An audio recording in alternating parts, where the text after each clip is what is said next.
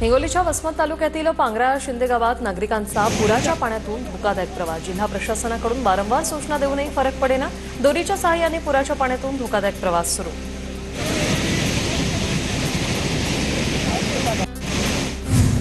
हिंगोलीच्या वसमत तालुक्यातील किन्होळा गावात आसना नदीचं पाणी शिरलं। नवरात्र दुर्गा महोत्सवाच्या ठिकाणीही पाणी शिरलं। जिल्ह्यात मध्यरात्रीपासून सकाळपर्यंत जोरदार पाऊस।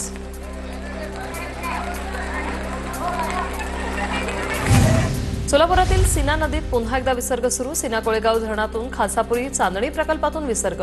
भूम परांडा अहिल्यानगरमध्ये पाऊस वाढल्याने विसर्ग सुरू।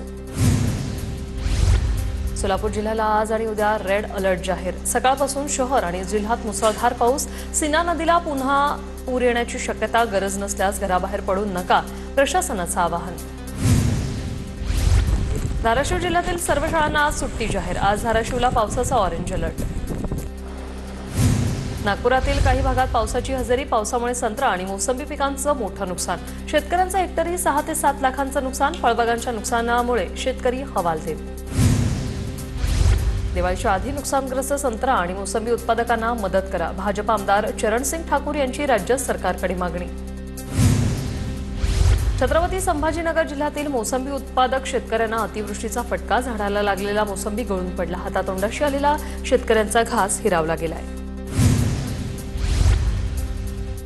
नागपूरच्या अनेक भागात मध्यरात्री मुसळधार पावसाची हजेरी। प्रशासनाकडून पंचनामे न झाल्याचा शेतकऱ्यांचा आरोप।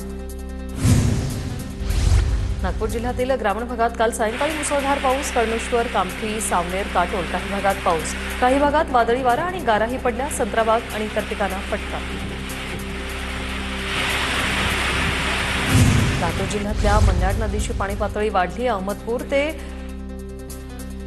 अगदळ गावाजवळचा पुलावर पाणी। वाहतूक बंद।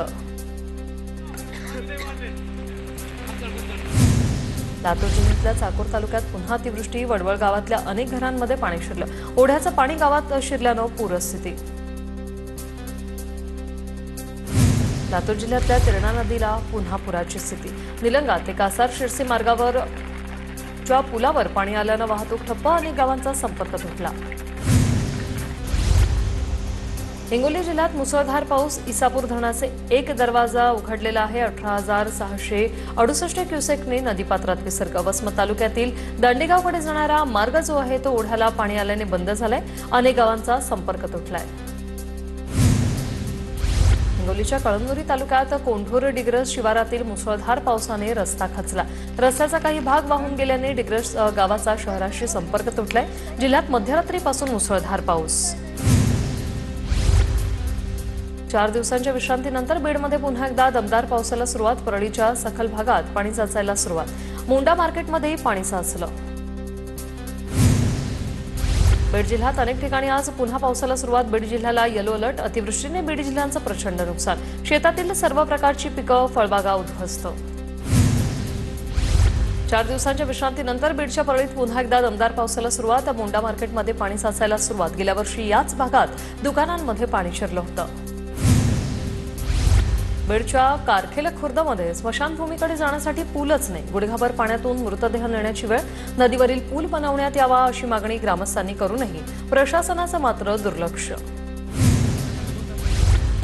सातारा जिल्ह्यात घाटमाथ्यासह ग्रामीण भागात रात्रीपासून पावसाचा जोर वाढला। पावसामुळे धरणांच्या पाणी पातळीत मोठी वाढ।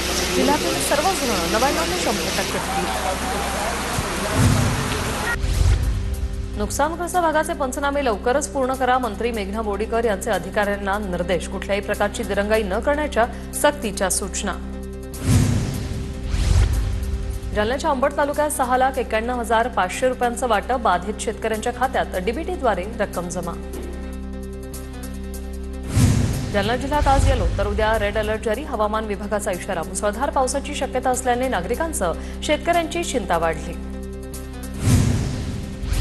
हिरव्या मिरचीची आवक वाढल्याने पुन्हा मिरचीच्या दरात घसरण। हिरव्या मिरचीचे दर 10 ते 15 रुपये किलोवर। मिरचीच्या दरामुळे शेतकरी आर्थिक अडचणीत। धाराशिवच्या भूम तालुक्यामध्ये मध्यरात्रीपासून जोरदार पाऊस। हवामान खात्याकडून पुढील 2 दिवस मुसळधार पावसाचा अलर्ट। भूम परांडा वाशी भागातील अनेक ओढे नद्यांनी धोकादायक पातळी ओलांडली।